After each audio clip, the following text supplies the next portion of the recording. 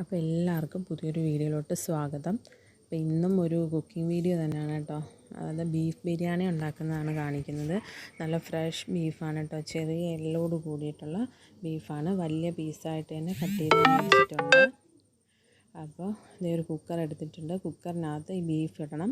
Beef ഇട്ടിട്ട് അതിനകത്ത് കുറച്ച് പൊടി ഐറ്റംസൊക്കെ ഉണ്ട്. നമുക്കൊരു 5-6 വിസിൽ കേൾപ്പിച്ചെടുക്കാനുള്ളതായി ബീഫ്, എന്നാലേ വേഗത്തുള്ളൂ. അപ്പോൾ ആദ്യം ബീഫ് ഇടണം. പിന്നെ അതിലോട്ട് കുറച്ച് മഞ്ഞൾപ്പൊടി, കുറച്ച് കുരുമുളക് പൊടി, പിന്നെ ബിരിയാണിക്കായതുകൊണ്ട് പുതിനയും മല്ലിയിലയും കൂടി ഇടണം. പിന്നെ പുതിന, മല്ലിയില, പിന്നെ കറിവേപ്പില, പിന്നെ ഇഞ്ചി വെളുത്തുള്ളി പേസ്റ്റ്, ആവശ്യത്തിന് ഉപ്പ്, പിന്നെ കുറച്ച് നല്ല വെളിച്ചെണ്ണ, പിന്നെ വേറെന്താ ആവശ്യത്തിന് വെള്ളം കൂടി ഒഴിക്കണം. നന്നായിട്ടൊന്ന് മിക്സ് ചെയ്തിട്ട് കുറച്ച് വെള്ളം ഒഴിച്ചാൽ മതി, കാരണം ഈ ഇറച്ചിയിൽ നിന്നും കൂടി നന്നായിട്ട് വെള്ളം വരും. അപ്പോൾ ആവശ്യത്തിനുള്ള കുറച്ച് വെള്ളം ഒഴിച്ചാൽ മതി. ഒരുപാട് വെള്ളം ആയാൽ പിന്നെ അത് ഭയങ്കര ഗ്രേവി പോലെ ആയിപ്പോയാൽ നമുക്ക് ബിരിയാണിക്ക് എടുക്കാൻ പറ്റില്ല. അപ്പോൾ കുറച്ച് വെള്ളം ഒഴിക്കണം. പക്ഷേ ഞാനിതിനകത്ത് വെള്ളം ഒഴിച്ചപ്പോൾ ഒന്ന് കൂടിപ്പോയി കേട്ടോ. പിന്നെ ഞാൻ ലാസ്റ്റ് ഇറച്ചിയൊക്കെ വേവിച്ചെടുത്ത് കഴിഞ്ഞത് മസാല ആക്കുമല്ലോ, ആ ടൈമിൽ നമ്മൾ ഒഴിച്ച ആ വെള്ളത്തിനെ ഞാനതിനെ വറ്റിച്ചെടുത്തിട്ടുണ്ട്. അപ്പോൾ എല്ലാവരും ബിരിയാണി ഉണ്ടാക്കുമ്പോൾ ശ്രദ്ധിക്കണം, ഏത് ഇറച്ചിയായാലും വേവിക്കുമ്പോൾ കുറച്ച് വെള്ളം വെച്ച് വേവിക്കാൻ ശ്രദ്ധിക്കണം. അപ്പോൾ ഇതിപ്പോൾ എല്ലാം ചേർത്തിട്ടുണ്ട്. ഇനി എന്നിട്ട് നന്നായിട്ട് കൈ കൊണ്ടൊന്ന് മിക്സ് ചെയ്യണം. ഒന്നുകിൽ ഇതിൽ വിനീഗർ ഒഴിക്കണം കേട്ടോ, അല്ലെങ്കിൽ നാരങ്ങാ നീരൊഴിക്കണം. കാരണം ഈ ഇറച്ചി ഒന്ന് സോഫ്റ്റായി വരാനും പെട്ടെന്ന് വേവാനും വേണ്ടിയിട്ടാണ് നമ്മളിത് യൂസ് ചെയ്യുന്നത്. ഞാനിപ്പോൾ വിനീഗറാണ് ഒഴിച്ചത്, കാരണം എൻ്റെ കയ്യിൽ നാരങ്ങ ഇല്ലായിരുന്നു. അപ്പോൾ വിനീഗർ ഒഴിച്ചാലും മതി കേട്ടോ. ഒരുപാട് കൂടിപ്പോരുത്, അത്യാവശ്യം കുറച്ച് 1 സ്പൂണോ 2 സ്പൂണോ, അതിൽ കൂടുതലായാൽ ആ വിനീഗറിൻ്റെ ഒരു സ്മെല്ലും ആ ഒരു ടേസ്റ്റും ഒക്കെ വരും. അങ്ങനെ വന്നാൽ നമ്മുടെ കറി നല്ലതായിട്ട് കിട്ടത്തില്ല കേട്ടോ. അപ്പോൾ ഇതെല്ലാം കൂടി ചേർത്ത് നന്നായിട്ടൊന്ന് മിക്സ് ചെയ്ത് ആവശ്യത്തിന് വെള്ളം ഒഴിച്ച് ഒരു 6 വിസിൽ കേൾപ്പിച്ചെടുക്കണം. അത് 6 വിസിൽ കേട്ട് കഴിയുമ്പോൾ നന്നായിട്ട് വെന്ത് കിട്ടും. പിന്നെ അടച്ച് വെച്ച് വേവിക്കാം. അപ്പോൾ ഞാനിത് വോയിസ് ഓവർ കൊടുക്കുമ്പോൾ വീട്ടിൻ്റെ അകത്തിരുന്നാലേ മക്കളെ ബഹളം, അതുകൊണ്ട് ഞാൻ കരുതി പുറത്ത് വന്നിരിക്കാനുള്ള സ്പേസ് ഉണ്ട്, അവിടെ വന്നിരുന്ന് ഈ വീഡിയോയ്ക്ക് വോയിസ് ഓവർ കൊടുക്കാമെന്ന് കേട്ടോ. അപ്പോൾ പുറത്ത് വന്നപ്പോൾ അപ്പുറമുള്ള വീട്ടിലൊക്കെ ഉള്ളവർ ഭയങ്കര ബഹളമാണ് കേട്ടോ.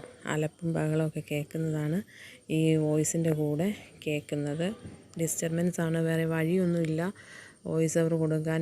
അകത്തിരുന്നാൽ മക്കൾ ഭയങ്കര ബഹളം, പിന്നെ ഫാനിൻ്റെയൊക്കെ സൗണ്ട് കേൾക്കുമ്പോൾ ഭയങ്കര ഒരു ഞാൻ വീഡിയോ വേറെ ഫോണിൽ നോക്കുന്ന സമയത്ത് ഭയങ്കര എന്തൊക്കെയോ കടപടത്തെ സൗണ്ടൊക്കെ കേൾക്കും. അപ്പോൾ കേൾക്കുന്നവർക്ക് ഭയങ്കര ബുദ്ധിമുട്ടല്ലേ എന്ന് കരുതിയിട്ടാണ് പുറത്ത് വന്നപ്പോൾ അതിനെക്കാട്ടി സൗണ്ടാണ് കേട്ടോ. അപ്പോൾ എല്ലാം ഇതിൽ ചേർക്കാനുള്ള എല്ലാം ചേർത്തിട്ടുണ്ട്. ഇനി വെള്ളവും കൂടി ചേർക്കണം. ചേർത്തിട്ട് ആവശ്യത്തിന് വെള്ളം കൂടി ചേർത്ത് അടച്ച് വെച്ച് വേവിച്ചെടുത്ത് കഴിഞ്ഞിട്ട് പിന്നെ മസാലയാക്കി സവാളയൊക്കെ വഴറ്റി മസാല ആക്കിയിട്ട് അതിലിട്ട് നന്നായിട്ടൊന്ന് തിക്ക് ഗ്രേവി ആക്കി എടുക്കണം. വെള്ളം പോലെ ഇരുന്നാൽ ബിരിയാണി വെള്ളം പോലെ ഇരിക്കും കേട്ടോ, അതുകൊണ്ടാണ്. അപ്പോൾ ഇതിനെല്ലാം മിക്സ് ചെയ്തിട്ട് അടച്ച് വെച്ച് വേവിക്കാം. ഒരു 6 വിസിൽ കേൾക്കുമ്പോൾ ഇറച്ചി നന്നായിട്ട് വേവും. അപ്പോൾ അത് അടച്ച് വയ്ക്കാം, അതവിടെ ഇരുന്ന് വേവട്ടെ. ഇനിയിപ്പോൾ ഇത് വെന്ത് കഴിഞ്ഞാൽ മാത്രമേ നമുക്ക് ഇതിന് ബാക്കിയുള്ള കാര്യങ്ങൾ ചെയ്യാൻ പറ്റുള്ളൂ. അപ്പോൾ സവാളയും ചെറിയ ഉള്ളിയൊക്കെയാണ് ചേർത്ത് വാട്ടിയെടുക്കാനായിട്ട് മസാല ആക്കാനായിട്ട് പോകുന്നത്. അപ്പോൾ അതൊക്കെ ഞാൻ നേരത്തെ തന്നെ റെഡിയാക്കി മുറിച്ചൊക്കെ വെച്ചിട്ടുണ്ട് കേട്ടോ. അപ്പോൾ ഇത് ശരിയായി കഴിഞ്ഞാൽ ബിരിയാണി റൈസ് വേവിക്കാൻ വെക്കണം. റൈസ് വെന്ത് കഴിഞ്ഞാൽ പിന്നെ നമുക്കിതിൻ്റെ മസാല റെഡിയാക്കണം. ഇത് കൊഴുപ്പാണ് കേട്ടോ, ഇതിൻ്റെ നല്ല കൊഴുപ്പാണ്. അപ്പോൾ അത് കുറച്ച് കിട്ടിയിട്ടുണ്ടായിരുന്നു, അതിൽ നിന്ന് കുറച്ച് ഇപ്പോൾ ഇതിലോട്ട് ഇട്ട് കൊടുക്കാം. ബാക്കി മസാല ആകുന്ന സമയത്ത് നമുക്ക് അതിലോട്ട് ഇടാം. അപ്പോഴത്തേക്കും നന്നായിട്ട് അതിനുള്ള നെയ്യൊക്കെ ഉരുകി വരും. നല്ല ടേസ്റ്റാണ് കൊഴുപ്പ്. കുക്കറിൽ വിസിൽ വന്നിട്ടുണ്ട്. അപ്പോൾ ഞാൻ കുക്കറെടുത്ത് ചെറിയ അടുപ്പിലോട്ട് വെച്ച്, എന്നിട്ട് വലിയ അടുപ്പിൽ ഇനി നമുക്ക് റൈസ് വേവിക്കാനുള്ള വെള്ളം വെക്കാമെന്ന് കരുതി വെള്ളം വെച്ചിട്ടുണ്ട്. ഇനി വെള്ളം തിളച്ച് വന്ന് കഴിയുമ്പോൾ അതിലോട്ട് ബാക്കിയുള്ള സാധനങ്ങൾ ഇട്ടിട്ട് നമുക്ക് വേവിക്കാം. ഇപ്പോൾ ഞാൻ 1 ഗ്ലാസും പിന്നെ കുറച്ചുകൂടിയാണ് കേട്ടോ അരി എടുക്കുന്നത്. ഇത്രയും തന്നെ വേണ്ട, ഇതിലിനി മിച്ചം വരുമെന്ന് അറിയത്തില്ല. അപ്പോൾ ഇത് കഴുകി ഒന്ന് കുതിർക്കാനായിട്ട് വെക്കണം. എന്നിട്ട് വെള്ളം തിളയ്ക്കുമ്പോൾ ബാക്കിയുള്ള സാധനങ്ങളൊക്കെ ഇട്ടിട്ട് നമുക്ക് അരി ഇടാം അതിലോട്ട്. ഏകദേശം വെള്ളം തിളച്ച് വന്നിട്ടുണ്ട്. ഇനി അതിലോട്ട് പട്ട, ഗ്രാമ്പൂ, ഏലക്ക, തക്കോലം, പിന്നെ മറ്റേ ഏതൊരു ലീവ്സ് ഉണ്ടല്ലോ അതും കൂടി ഇടണം കേട്ടോ. അതെൻ്റെ കയ്യിലില്ല, അത് തീർന്നു പോയി. പിന്നെ കുറച്ച് പെരിഞ്ചീരകവും കൂടി ഈ വെള്ളത്തിനകത്ത് ഇടണം. പിന്നെ ഓയിലൊഴിക്കണം, വെജിറ്റബിൾ ഓയിലൊഴിക്കണം. പിന്നെ പുതിന, പിന്നെ കുറച്ച് മല്ലിയില, ഇത്രയും കൂടി ഇട്ടിട്ട് നാരങ്ങ ഉണ്ടെങ്കിൽ നാരങ്ങ നീരും കൂടി പിഴിഞ്ഞൊഴിക്കണം. കാരണം ചോറ് തമ്മിൽ ഒട്ടാതിരിക്കാനാണ്. ഇത്രയും കൂടി ഇട്ടിട്ട് നമ്മൾ ഈ ചോറും അരിയും കൂടി ഇട്ട് കൊടുക്കും കേട്ടോ. ഇട്ട് കൊടുത്തു കഴിഞ്ഞാൽ അതൊന്ന് വേവിച്ചെടുക്കണം. അപ്പോൾ അരി തിളച്ചിട്ടുണ്ട്. ഇപ്പുറത്ത് വേറൊരു പാൻ വെച്ചിട്ടുണ്ട്. അത് സവാളയും കാഷ്യൂ ഒക്കെ ഒന്ന് വറുത്തെടുക്കാൻ വേണ്ടിയിട്ടാണ്. അപ്പോൾ അതിന് സൺഫ്ലവർ ഓയിലാണ് കേട്ടോ ഒഴിക്കുന്നത്. അതൊഴിച്ചിട്ട് നന്നായിട്ട് സവാളയും അതൊക്കെ ഒന്ന് വഴട്ടിയെടുക്കണം. നമ്മൾ ക്രിസ്പി ആക്കിയെടുക്കണം. ബിരിയാണിയിൽ ലാസ്റ്റിട്ടൊന്ന് ഗാർണിഷ് ചെയ്യാനാണ്. ഇപ്പോൾ അരി വെന്തോ നോക്കുവാണ്. അരി വെന്തിട്ടില്ല, അത് വേവട്ടെ. അപ്പോൾ സൺഫ്ലവർ ഓയിൽ ഒഴിച്ചിട്ടുണ്ടായിരുന്നു, അതിലോട്ട് സവാള ഇട്ടിട്ടുണ്ടായിരുന്നു. സവാള ഇപ്പോൾ നന്നായിട്ട് മൂത്ത് ക്രിസ്പി ആയിട്ട് വന്നിട്ടുണ്ട്. അപ്പോൾ അതിൽ നിന്ന് മാറ്റിയിട്ട് മുന്തിരി ഇട്ട് കൊടുക്കുകയാണ് കേട്ടോ. ഇനി മുന്തിരിയും കാഷ്യൂവും കൂടി ഇതുപോലെ നന്നായിട്ടൊന്ന് ഫ്രൈ ചെയ്തെടുക്കണം. അപ്പോൾ വേറൊരു ഉരുളി വെച്ചിട്ടുണ്ട് അടുപ്പിൽ. ഇതിന് ഈ ബീഫിന് മസാല ഉണ്ടാക്കാനാണ് കേട്ടോ. അപ്പോൾ ഞാൻ ചെറിയ ഉള്ളി, പിന്നെ ഒരു 1/2 കിലോ ചെറിയ ഉള്ളി വരും. 1/2 കിലോ ചെറിയ ഉള്ളി, ഒരു ഇടത്തരം 2 സവാള, പിന്നെ ഒരു 2 തക്കാളിയൊക്കെ കട്ട് ചെയ്ത് വെച്ചിട്ടുണ്ട്. അപ്പോൾ ബീഫ് വെന്തിട്ടുണ്ടോ എന്ന് നോക്കുകയാണ്. ബീഫ് നന്നായിട്ട് വെന്തിട്ടുണ്ട്. 6 വിസിലടിച്ചപ്പോൾ തന്നെ നന്നായിട്ട് ബീഫ് വെന്തിട്ടുണ്ട്. ഇനിയിപ്പോൾ ഈ ചട്ടി ചൂടായി കഴിഞ്ഞാൽ നമ്മളതിലോട്ട് ഞാൻ വെളിച്ചെണ്ണയാണ് കേട്ടോ ഒഴിക്കണേ. വെളിച്ചെണ്ണ ഒഴിക്കും. പിന്നെ കടുകൊന്നും പൊട്ടിക്കത്തില്ല, ബിരിയാണിക്കായതുകൊണ്ട് വെളിച്ചെണ്ണ ഒഴിക്കും. പിന്നെ പട്ടയും ഗ്രാമ്പൂവും പിന്നെ പെരിഞ്ചീരകവും ഒക്കെ ഇട്ടൊന്ന് ചെറുതായിട്ടൊന്ന് വശക്കും. എന്നിട്ട് ചെറിയ ഉള്ളി ഇട്ട് കൊടുക്കും. അങ്ങനെയാണ് ചെയ്യുന്നത്.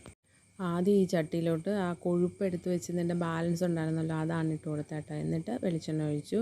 അത് ഉരുകിയൊന്നും വന്നിട്ടില്ല. അതിനി ഇത് മസാലയാക്കി കഴിയുമ്പോൾ ഒന്ന് തീയൊക്കെ അടിക്കുമ്പോൾ അത് നന്നായിട്ടൊന്ന് സോഫ്റ്റായി അതിൻ്റെ നെയ്യ് ഇറങ്ങും കേട്ടോ. അപ്പോൾ ചെറിയ ഉള്ളിയാണ് ഇട്ടത്. പിന്നെ അതിലോട്ട് കുറച്ച് ഉപ്പും കൂടി ഇട്ട് കൊടുത്തിട്ടുണ്ട്. എന്നിട്ട് നമ്മൾ അരിഞ്ഞ് വെച്ചേക്കുന്ന സവാളയും കൂടി ഇട്ട് കൊടുക്കും. ഉപ്പും കൂടി ഇട്ട് കൊടുത്തിട്ടുണ്ട്. നന്നായിട്ട് ഇതൊന്ന് വഴട്ടിയെടുക്കും കേട്ടോ. അപ്പോൾ സവാള ഇട്ടിട്ടുണ്ട്, ചെറിയ ഉള്ളിയും സവാള ഇട്ടിട്ടുണ്ട്. നന്നായിട്ട് ഇത് മൂപ്പിച്ചെടുക്കണം. പിന്നെ ഞാനൊരു സംഭവം മറന്നുപോയി. പക്ഷേ ഇതുണ്ടല്ലോ, നമ്മുടെ ബീഫ് വേവിച്ചപ്പോൾ അതിനകത്ത് ചേർത്തിട്ടുണ്ട് ജിഞ്ചറും ഗാർലിക്കും കേട്ടോ. ജിഞ്ചർ ഗാർലിക് പേസ്റ്റ് ചേർത്തിട്ടുണ്ട് ഇതിലോട്ട്. അതായത് നമ്മൾ സവാള വരട്ടുമ്പോൾ അതിലോട്ട് ഇടണമെന്ന് വിചാരിച്ചു, പക്ഷെ മറന്നുപോയി. അത് സാരില്ല, നമ്മൾ ബീഫ് വേവിച്ചപ്പോൾ അതിനകത്ത് ഇട്ടിട്ടുണ്ടല്ലോ, അതുകൊണ്ട് കുഴപ്പമില്ല കേട്ടോ. അതിന് തക്കാളിയും കൂടെ ഇട്ടിന് നന്നായിട്ടൊന്ന് വഴട്ടിയെടുക്കാം. തക്കാളി വേവണ്ട, ഒന്ന് ചെറുതായിട്ടൊന്ന് വഴട്ടിയെടുത്ത് കഴിഞ്ഞാൽ അതിനകത്തോട്ട് പൊടികളിടാം. കാരണം ഈ ബിരിയാണി ഉണ്ടാക്കുമ്പോൾ അതിൻ്റെ ഇപ്പോൾ ചിക്കനായാലും ബീഫായാലും അതിൻ്റെ ആ മസാല എന്ന് പറയുമ്പോൾ അതിനകത്ത് സവാളയൊക്കെ ചെറുതായിട്ടൊന്ന് കടിക്കാൻ കിട്ടണം, എന്നാലേ അതിൻ്റെ ടേസ്റ്റ് ഉണ്ടാകത്തുള്ളൂ. അപ്പോൾ ഒരുപാടങ്ങ് വാടിപ്പോയാൽ ആ ഒരു എന്താ പറയുക, ഒരു ആ കടിക്കുമ്പോൾ ഉള്ളൊരു ആ ഒരു ഇത് പോവും. ഒരുപാട് സവാളയൊക്കെ വെന്ത് വാടിക്കഴിഞ്ഞാൽ കൊള്ളത്തില്ല. അതുകൊണ്ടാണേ. ഇനിയിപ്പോൾ ഇതിലോട്ട് പൊടികളിടാം. മഞ്ഞൾപ്പൊടി, മുളക് പൊടി, പിന്നെ മല്ലിപ്പൊടി, പിന്നെ ബീഫ് മസാല. അതായത് ബീഫ് മസാല എന്ന് പറയുമ്പോൾ മീറ്റ് മസാല. ഇത്രയാണ് പൊടികളായിട്ട് ചേർക്കുന്നത്. പിന്നെ ഗരം മസാല, ലാസ്റ്റ് ഗരം മസാലയും കൂടി ചേർത്തിട്ട് നന്നായിട്ട് ഒന്ന് മിക്സ് ചെയ്തതിന് ശേഷം, ഞാൻ പറഞ്ഞില്ലേ ബീഫ് വേവിക്കാൻ വെച്ചപ്പോൾ വെള്ളം ഒഴിച്ചപ്പോൾ കൂടിപ്പോയി. പിന്നെ ഈ മസാലപ്പൊടികളെല്ലാം കൂടി ഇട്ട് കഴിഞ്ഞിട്ട് പിന്നെ ആ വെള്ളം ഊറ്റിക്കളഞ്ഞാൽ കൊള്ളത്തില്ല. അതുകൊണ്ട് പിന്നെ ഞാൻ വെള്ളം ഊറ്റിക്കളഞ്ഞിട്ടില്ല കേട്ടോ. അപ്പോൾ വെള്ളം ഊറ്റിക്കളഞ്ഞിട്ടില്ല. അപ്പോൾ പിന്നെ ഞാൻ വിചാരിച്ച് അതെന്തായാലും വറ്റിച്ചെടുക്കാമെന്ന്. അപ്പോൾ ഇനി ആ വെള്ളം ഇതിലോട്ട് ഒഴിച്ച് നന്നായിട്ടത് വറ്റിച്ചെടുക്കണം. എന്നിട്ട് വേണം നമുക്കിതിൽ ബീഫിട്ട് അതൊന്ന് ഡ്രൈ ആക്കി എടുക്കാൻ. അപ്പോൾ അത് ഞാൻ പറഞ്ഞില്ലേ, ഇത്രയും വെള്ളം ഉണ്ടായിരുന്നു അതിനകത്ത്. ഇനിയിപ്പോൾ ഈ വെള്ളം വറ്റിച്ചെടുക്കണം കേട്ടോ. അതിന് ശേഷം ഈ ബീഫ് അതിലോട്ടിട്ട് നന്നായിട്ട് ഡ്രൈ ആക്കി എടുക്കും. എന്തായാലും അതൊന്ന് വറ്റട്ടെ. ഇപ്പോൾ ഇതാ ബീഫ് ഇട്ടിട്ടുണ്ട്. ഇനി അതൊന്ന് മിക്സ് ചെയ്തിട്ട് നമുക്കൊന്ന് വെയിറ്റ് ചെയ്യാം.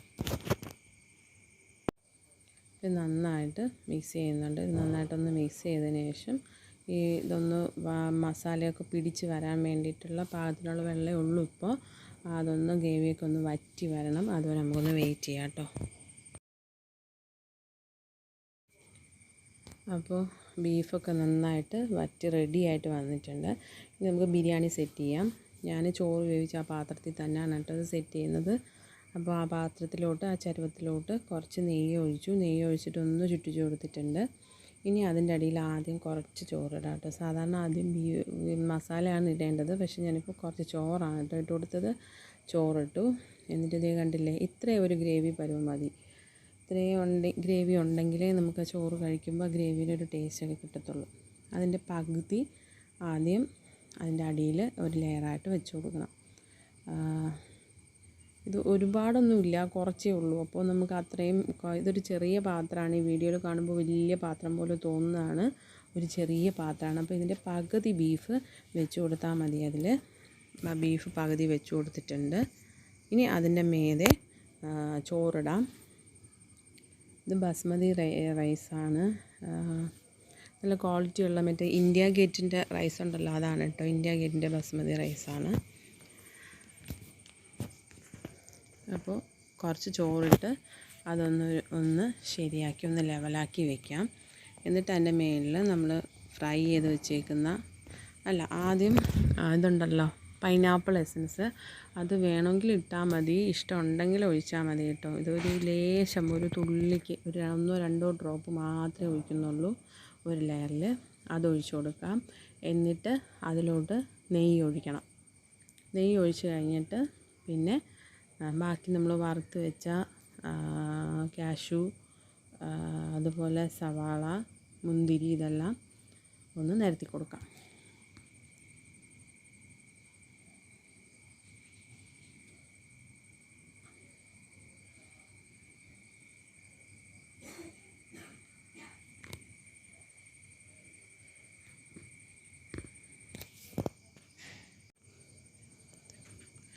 അപ്പോൾ അതിൻ്റെ മേളിലോട്ട് മല്ലിയില, പുതിനയില ഒക്കെ ഇട്ട് കൊടുത്തിട്ടുണ്ട്. ഇനി ഇതിൻ്റെ മേളിൽ ബാക്കിയുള്ള ബീഫും കൂടി വെച്ച് കൊടുക്കാം.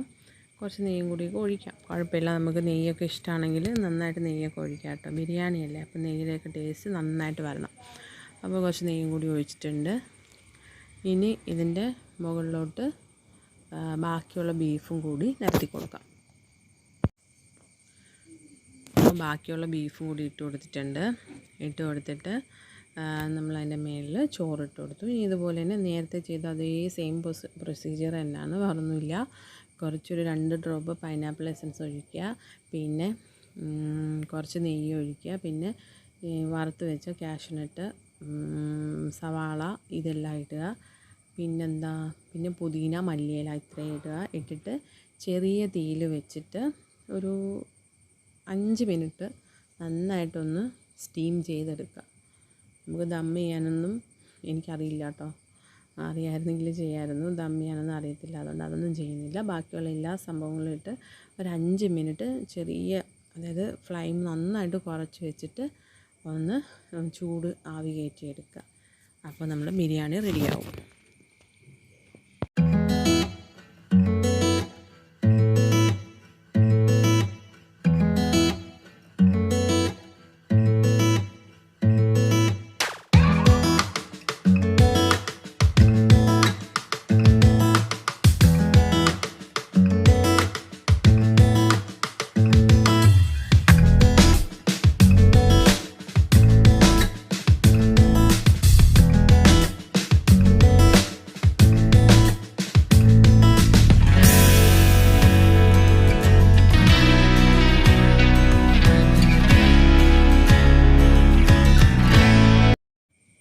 അപ്പോൾ ഇന്നത്തെ വീഡിയോ ഇത്രയേ ഉള്ളൂ. എല്ലാവർക്കും വീഡിയോ ഇഷ്ടപ്പെട്ടെന്ന് വിചാരിക്കുന്നു.